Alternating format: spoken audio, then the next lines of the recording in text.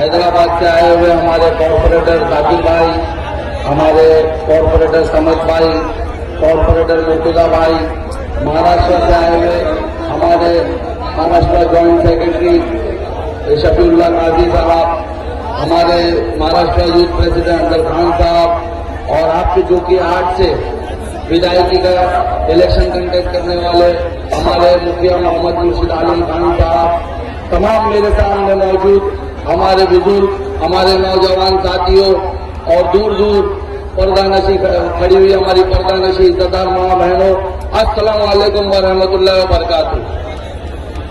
मेरे भाइयों, हम पिछले 10 से 12 दिनों से सीमांचल में आए हुए हैं। हमें बैरिस्टर असदुद्दीन ओवैसी साहब ने आप लोगों के दरमियान भेजा।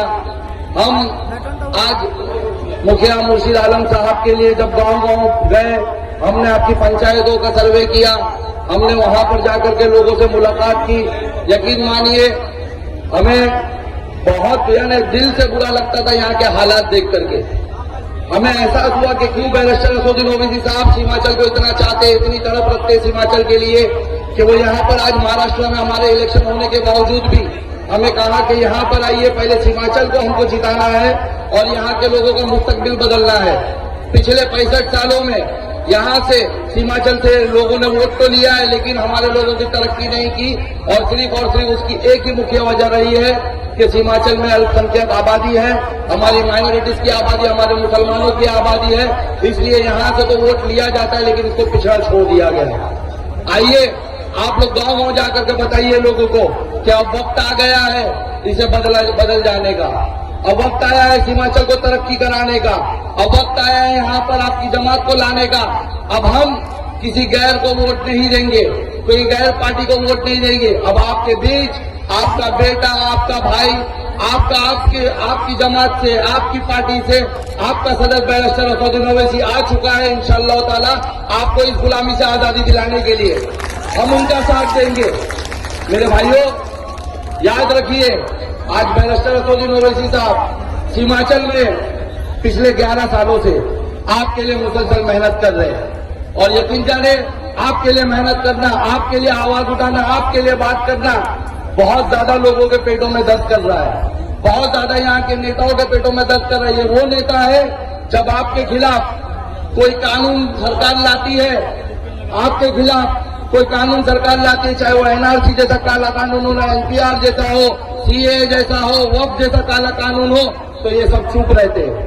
अगर आपके ऊपर कहीं हमला कर दिया जाए, कहीं हमारे बुजुर्गों को मारा जाए, मॉब लिंचिंग की जाए गोश्त के नाम पर या कोई दूसरे नाम पर, तो ये खामोश रहते हैं। सिर्फ इन सरकार की आंख में, उस हुक्मरान, उस मोदी की आंख में आंख डालकर अगर कोई बात करता है तो मुझे फख्र है, वो मेरा और आपका सदर बैरिस्टर असदुद्दीन ओवैसी बात करता है। मुझे बताएं कि आपका फर्ज नहीं, जो आपके लिए लड़ता है, आपके लिए बात करता है, आप उसे वोट देकर के उसकी ताकत को मजबूत करें। जो आपका दर्द रखता है उसको आप ताकत देकर मजबूत करें। अरे सोचे, ऐसा क्या दर्द हुआ कि आज बिहार के अंदर बहुत ज्यादा पार्टियां इलेक्शन लड़ रही है, सबको तकलीफ सिर्फ और सिर्फ बैरिस्टर असदुद्दीन ओवैसी साहब और उनकी पार्टी से है। जरा सोचिए ये क्यों है? क्यों?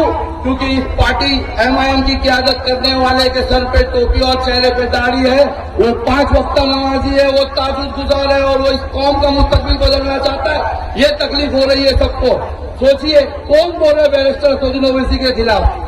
हम जवाब देने आए, हम महाराष्ट्र से ही आए।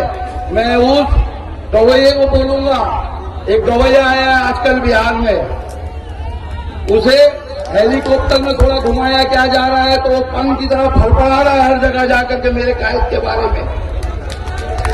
उसकी फड़फड़ाहट भी जाके छोड़ देंगे इंशाअल्लाह ताला। कह रहा है वो गवैया जो खुद 10, 20, 50 के चिल्लर के लिए शहर पड़ता है, अशायर पड़ता है लोगों के सामने, थोड़ा नोट ज्यादा फेंक दो तो ज्यादा बोलता है, वो मेरे सदर के बारे में बोलेगा, वो गवैया बोलेगा। वो गवैये को मैं कहना चाहूंगा, याद रख, कुछ जैसा एहसान फरामोश इस कौम ने आज तक नहीं देखा। जिस राज्यसभा में तू है ना, वहां पर इसी पार्टी के एहसानों तले तू पहुंचा है और आज इसके खिलाफ बोल रहे हैं। जो शौहरत तुझे हिंदुस्तान भर में मिली है ना, वो हमारे सदर अकबरुद्दीन ओवैसी साहब के लिए शेर पढ़ने पे मिली है। ये तो तेरी औकात 10-20 से ज्यादा नहीं है। और होने नहीं है इलेक्शन। फिर राज्यसभा के लिए आएगा ना, जिस तरह पिछली बार महाराष्ट्र में 2 वोट लिए हमसे भीख मांग करके और राज्यसभा मेंबर बना, इस बार तुझे तेरी औकात बताएंगे, वापस वही मंच पर पहुंचाएंगे, 10-20 वोट उड़ाएंगे। तू बोलेगा मेरे सदर के बारे में, हेलीकॉप्टर का हिसाब पूछ रहा है, अरे 10-20 वाला हिसाब पूछ रहा है। सोचे एक आपके बीच में एक नई पार्टी आई है स्वेच्छा, वो प्रशांत किशोर, उसे तकलीफ है सबके बिहार आने पे। क्यों तकलीफ है? क्योंकि वो बीजेपी का छोटा रिचार्ज है, छोटा रिचार्ज। याद है ना आपको 2014 में बीजेपी जब इख्तियार में आई, ये मोदी जब इख्तियार में आया, उसके पीठ के पीछे यही छोटा रिचार्ज खड़ा हुआ था। इसके ही मैनिफेस्टो से, इसकी ही पॉलिसी से आज हमारे खिलाफ, इसकी पॉलिसीज अपना करके आज ट्रिपल तलाक जैसे बिल को पेश किया गया, इसकी पॉलिसीज अपना करके आज CA/NRC जैसे बिल को पेश किया गया, आज वक्त के काले कानून को पेश किया गया, और ये उम्मीद रखता है कि मुसलमान इसको वोट देगा। अरे प्रशांत किशोर बाबू, अच्छा सब यूप है, बिहार क्यों है? बिहार आएंगे, पूरे हिंदुस्तान जाएंगे, बिहार का किसी के बाप का है क्या? ओवैसी नहीं आना, ओवैसी याद रखो, ओवैसी साहब पूरे हिंदुस्तान में इलेक्शन कंटेस्ट करेंगे। वो सिर्फ हैदराबाद के MP नहीं, वो हमारे पूरे हिंदुस्तान के मुसलमान अल्पसंख्यक पिछड़े और लोग दलितों के लीडर है, वो पूरे हिंदुस्तान कंटेस्ट करेंगे। हद है। एक 9वीं फेर बैरिस्टर असदुद्दीन ओवैसी साहब को आतंकवाद कह रहा है। अरे तेजस्वी, जो एक्सट्रीमिस्ट शब्द आपने इस्तेमाल किया, आपको उसका मतलब भी पता है कि आपकी एक प्रमोशन टीम ने कह दिया कि आप कह दो तो आपने कह दिया। आप सोचे, बड़े शर्म की बात है, आज बैरिस्टर असदुद्दीन ओवैसी साहब को चरमपंथी कहा जा रहा है, आतंकवाद कहा जा रहा है। किसके लिए? मुझे बताएं, क्या बिहार के मजलूमों की आवाज उठाना चरमपंथी है? क्या बिहार के मजदूरों के लिए, उनके हक के लिए बात करना चरमपंथी है? क्या आपके शहरों में स्कूलें बनाई जाए, इस पे बात करना चरमपंथी है? जो यहाँ से पलायन करके दूसरे राज्यों में अपने परिवार से दूर रह के रोजगार के लिए जाते, उनको यह रोजगार देना चरमपंथी है? अरे चरमपंथी तो उसकी सोच है जिसने आपको चरमपंथी कहा, जिसने बैरिस्टर असदुद्दीन ओवैसी साहब को चरमपंथी कहा। बड़े अफसोस की बात है, ये उनकी सोच बताती है कि उनको सर पे टोपी रखने वाला, चेहरे पे दाढ़ी रखने वाला एक ऐसा कहा चरमपंथी लग रहा है। ये उसने असद साहब को नहीं, वो उसने सीमांचल के हर एक मुसलमान को कहा जिसके चेहरे पे दाढ़ी और सर पे टोपी है। और इंशाल्लाह तेजस्वी, तुझे ये आवाम, ये मुसलमान जिनके सर पे टोपी, चेहरे पे दाढ़ी और दिल में ईमान है, 11 तारीख को पतंग छाप दबा के जवाब देगी। हिमाचल का मुसलमान अब समझ चुका है कि उनका कोई नेता नहीं इस देश में, ना उनका नेता तेजस्वी है, ना नीतीश है, ना प्रशांत किशोर है, ना अखिलेश है, ना मोदी है। उनका नेता कोई है तो सिर्फ और सिर्फ ओवैसी है। सब लोगों को अपने कायल पहुंच चुका है, और इंशाल्लाह सीमाचल इतिहास रचेगा, इस बार रचेगा ना मेरे भाई।